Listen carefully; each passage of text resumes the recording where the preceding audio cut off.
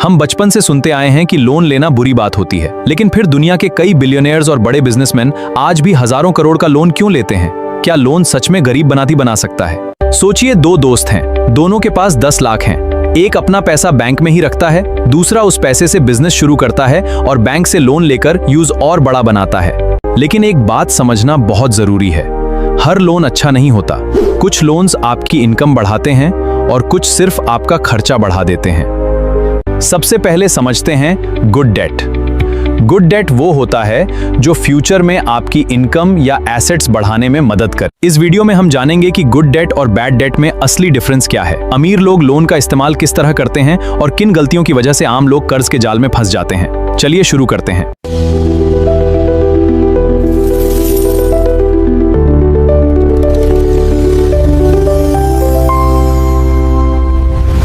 सबसे पहले समझते हैं कि डेट होता क्या है। सिंपल शब्दों में, जब आप किसी बैंक या फाइनेंशियल इंस्टीट्यूशन से पैसे उधार लेते हैं और बाद में इंटरेस्ट के साथ वापस करते हैं, यूज डेट या लोन कहते हैं। लेकिन एक बात बहुत इंपॉर्टेंट है, हर डेट बुरा नहीं होता। अगर लोन आपकी इनकम या एसेट्स बढ़ाए तो वो गुड डेट हो सकता है। मान लीजिए किसी ने बैंक से लोन लेकर एक छोटी सी बेकरी शुरू की। जैसे जैसे कस्टमर्स बढ़े वैसे वैसे उसकी इनकम भी बढ़ने लगी।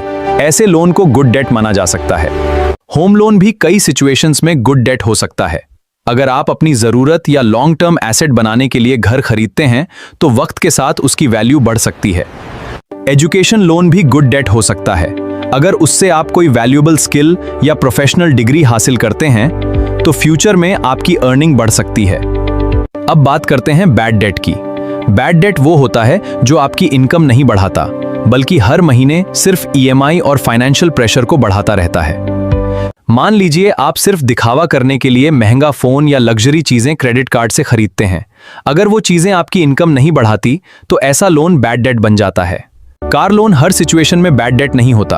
अगर कार आपके बिजनेस या रोजगार में मदद करती है तो ये गुड डेट हो सकता है, लेकिन सिर्फ दिखावा या लग्जरी के लिए लिया गया लोन अक्सर बैड डेट बन जाता है। यही वजह है कि अमीर लोग लोन लेने से पहले एक ही सवाल पूछते हैं, क्या ये लोन मेरी इनकम बढ़ाएगा? अगर जवाब हाँ है तो वो यूज एक अपॉर्चुनिटी की तरह देखते हैं। सबसे बड़ी गलती तब होती है जब लोग इनकम बढ़ाने के बजाय लाइफस्टाइल बढ़ाने के लिए लोन लेते हैं। महंगी चीजें वक्त के साथ वैल्यू खो देती हैं, लेकिन उनकी ईएमआई का बोझ कई साल तक चलता रहता है। अब एक सिंपल रूल याद रखिए, लोन लेने से पहले खुद से सिर्फ 3 सवाल पूछिए। क्या इससे मेरी इनकम बढ़ेगी? क्या मैं इसकी ईएमआई आराम से भर सकता हूँ? और क्या ये लोन वाकई जरूरी है? सबसे पहला सवाल पूछिए, क्या ये लोन मेरी इनकम बढ़ाएगा? अगर लोन की वजह से आप ज्यादा कमा सकते हैं तो ये एक स्मार्ट फाइनेंशियल डिसीजन हो सकता है। दूसरा सवाल बहुत जरूरी है, अगर कल किसी वजह से आपकी इनकम कम हो जाए तो क्या आप इस लोन की ईएमआई फिर भी आराम से भर पाएंगे? अगर जवाब नहीं है तो लोन लेने से पहले दोबारा सोचिए। और तीसरा सवाल सबसे सिंपल है, क्या ये लोन वाकई जरूरी है या सिर्फ एक टेम्पररी डिजायर है? अगर बिना लोन के भी काम चल सकता है तो थोड़ा इंतजार करना अक्सर बेहतर फैसला होता है। अब देखते हैं कि अमीर लोग लोन का इस्तेमाल असल में कैसे करते हैं। वो लोन लेकर महंगी चीजें नहीं खरीदते, वो ऐसे एसेट्स खरीदते हैं जो हर महीने उनके लिए पैसा कमा सकें।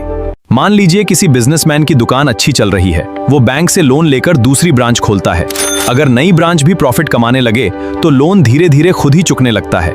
फाइनेंस की लैंग्वेज में इसे लेवरेज कहते हैं। इसका मतलब है दूसरों के पैसे का स्मार्ट इस्तेमाल करके अपनी अर्निंग को बढ़ाना।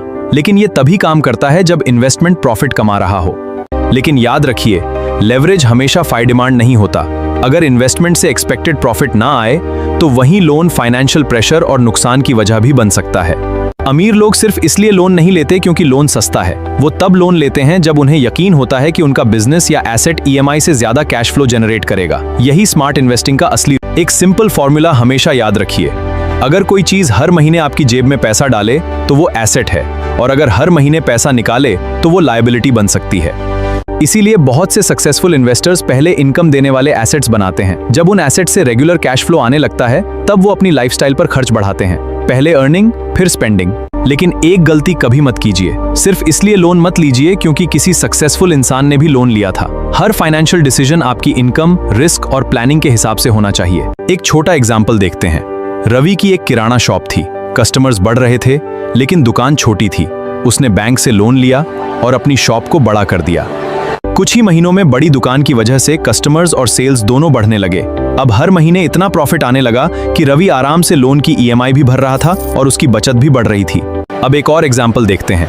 एक रेस्टोरेंट ओनर के पास कस्टमर्स तो थे, लेकिन किचन बहुत छोटा था। उसने बैंक से लोन लेकर नए इक्विपमेंट खरीदे और अपनी कैपेसिटी बढ़ा दी।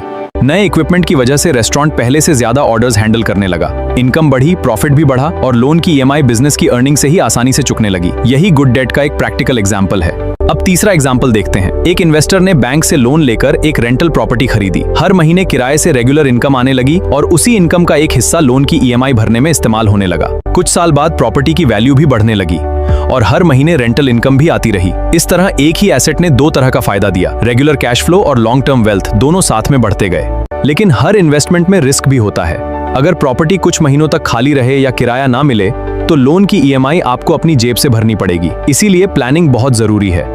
इसीलिए सक्सेसफुल इन्वेस्टर्स कभी भी सिर्फ उम्मीद के भरोसे लोन नहीं लेते। वो पहले इमरजेंसी फंड और बैकअप प्लान तैयार रखते हैं ताकि मुश्किल वक्त में भी ईएमआई बिना रुकावट के चलती रहे। अब बात करते हैं उन गलतियों की जो ज्यादातर लोग लोन लेते वक्त करते हैं। सबसे पहली गलती है बिना किसी प्लानिंग के लोन ले लेना। यही आदत बाद में फाइनेंशियल प्रॉब्लम्स की शुरुआत बन जाती है। दूसरी बड़ी गलती है सिर्फ छोटी ईएमआई देखकर लोन ले लेना। बहुत से लोग ये नहीं देखते कि पूरे लोन के दौरान उन्हें टोटल कितना पैसा इंटरेस्ट के साथ चुकाना पड़ेगा। तीसरी बड़ी गलती है एक साथ बहुत सारे लोन्स ले लेना।